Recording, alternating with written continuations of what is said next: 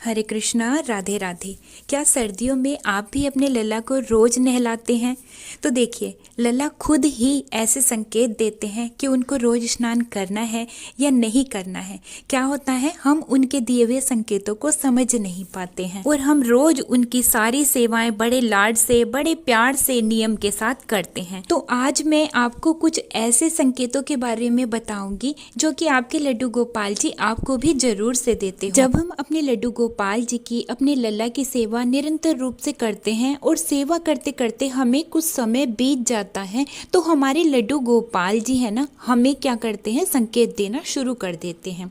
जैसे कि उनको खाने में क्या पसंद है, वो आपको ऐसे भाव देंगे कि आप ना वही चीज़ बना करके अपने लल्ला को खिलाएंगे। अब उनको नहाना है या नहीं, जैसे कि सभी जानते हैं कि इस समय बहुत ही ज़्यादा सर्दी हो रही है।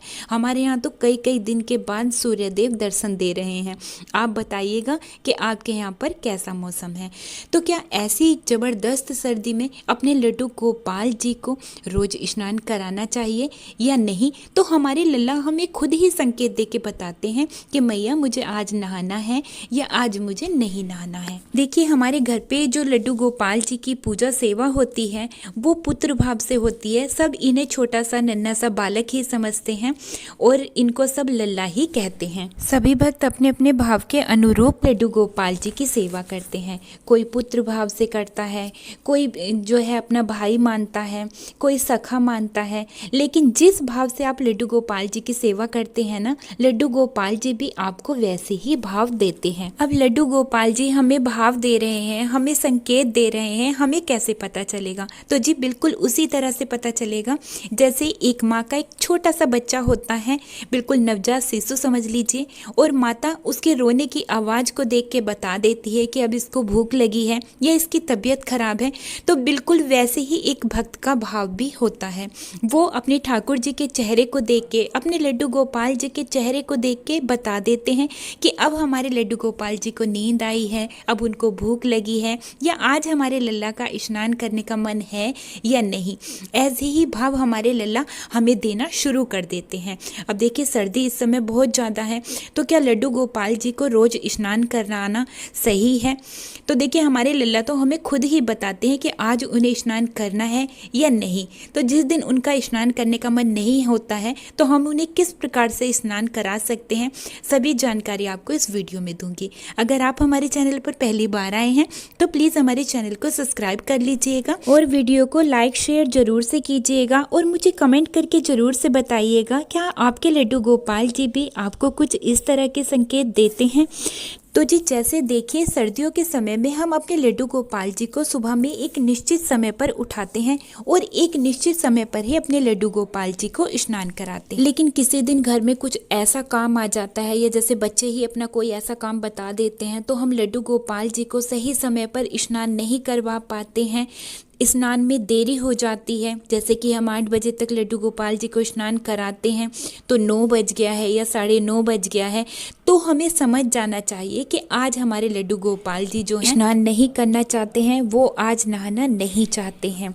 दूसरा संकेत, जब हम अपने लड्डू गोपाल जी को स्नान कराते हैं तो स्नान कराने से पहले ही हम उनके स्नान की सारी तैयारियां कर लेते हैं, जैसे कि उनकी पोशाक निकाल के रखना होता है, उनका श्रृंगार का सामान निकाल के रखना होता है। देखिए, हम तो अपने लल्ला की जो स्नान की तैयारी है, जैसे पोशाक और श्रृंगार को निकालना, तो ये हम रात्रि को ही निकाल करके अलग स्थान पर रख लेते हैं। लेकिन कई बार क्या होता है, जैसे हम सुबह स्नान कराने के लिए सभी सामान को देखते हैं तो वहाँ पर हमें लड्डू गोपाल जी का सभी सामान अस्त व्यस्त मिलता है और कोई भी चीज़ें हमें जल्दी से नहीं मिलती है।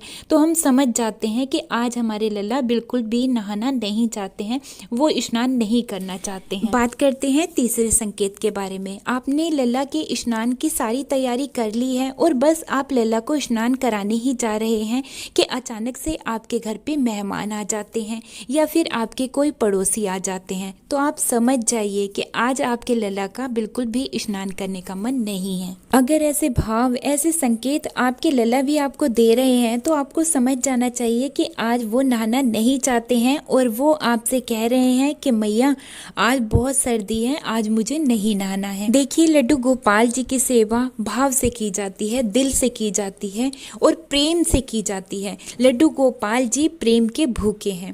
जैसा भाव आप लड्डू गोपाल जी के प्रति रखते हैं, वैसा ही भाव हमारे लड्डू गोपाल जी भी अपने भक्त के प्रति रखते हैं और उसको निभाते भी हैं। अगर आपके लड्डू गोपाल जी आपको ऐसे भाव दे रहे हैं कि सर्दी बहुत ज़्यादा है और उनको आज स्नान नहीं करना है, तो आपको यमुना जल से अच्छे से लड्डू गोपाल जी का हाथ, मुंह और पैरों को धुल देना है। आप पूरी बॉडी को भी अच्छे से पोंछ सकते हैं और उनके कपड़े जरूर से बदल दीजिए। अगर आपके लला ने भी कभी आपको ऐसा भाव दिया है तो आप मुझे जरूर से बताइएगा। और यहाँ पर मेरे प्यारे बच्चे श्याम सुंदर जी भी तैयार हो गए हैं। सर्दी बहुत ज़्यादा है, इसीलिए मैंने उनके सभी कपड़ों को ब्लोवर में गर्म करके ही उनको पहनाया है, जिससे कि लड्डू गोपाल जी को, मेरे प्यारे लल्ला को बिल्कुल भी सर्दी ना लगे। तो जी, जैसे भाव आपके लड्डू गोपाल जी आपको दे रहे हैं, तो आप उसी हिसाब से अपने लड्डू गोपाल जी की सेवा में लगे रहिए और उनकी सेवा करते रहिए, क्योंकि करवाने वाले वो ही हैं, हम कुछ नहीं हैं। हम तो केवल प्रभु के दास हैं। जैसे भाव प्रभु हमारे मन के भीतर देते हैं, हम वैसी ही सेवा अपने लल्ला की करते रहते हैं। तो आप भी अपने लड्डू गोपाल जी की सेवा में निरंतर रूप से लगे रहिए और जैसे जैसे भाव आपके लल्ला दें, आप वैसी सेवा लड्डू गोपाल जी की करते रहिए। उम्मीद करती हूँ कि आज की ये वीडियो आप सभी को बहुत ही अच्छी लगी होगी। वीडियो अच्छी लगी है तो एक लाइक कीजिएगा। अब मैं वीडियो को यहीं पर ही रोकते हुए लेती हूँ आप सभी से विदा। मिलती हूँ एक और नई वीडियो के साथ। तब तक के लिए आप सभी को प्यार भरा राधे राधे। हरे कृष्णा।